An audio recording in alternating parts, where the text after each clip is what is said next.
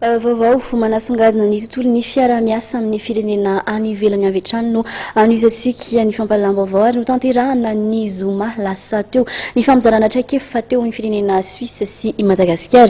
Ny ompanan'izay fampizarana traikefa izay manokana moa ny momba ny fampiarana ny fitantanana mangarahara eo amin'ireo androm-panjakana samihafa misy eto amin'ny firenena. Ny tsiky sy ny lalàna izay mamaritra ny tokony hametrahana ny mangarahara eo amin'ny fitantanandra-panjakana no mbola isan'ny lesika goavana eto amintsika. Raha nambaran'ny minisitra misahana ny toe-karena sy ny teti-pivoarana ny jeneraly Raveloarson Irlanto.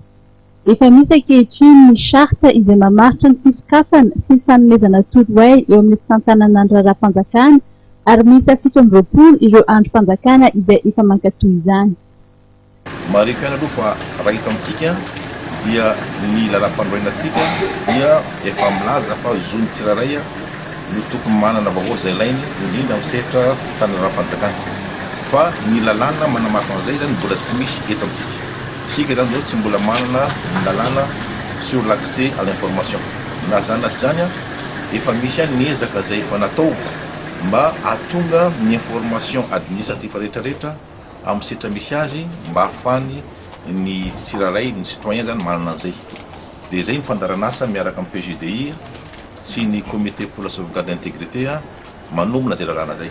Ny androany zany dia ny expérience en Suisse no nozaraina teo. Zany hoe hatraiza no ahafahantsika miaina an'izany accès information zay amin'ny lafiny transparence.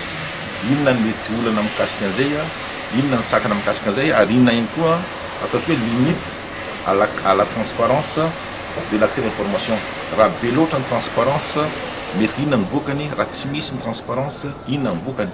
Fa ny zava-dehibe zany dia mba ahafany ny état, ny citoyen sy ny administration miara-miasa amin'ny fametrahana izay mécanisme de transparence sur l'accès à l'information indrindrandrindra ny information administrative.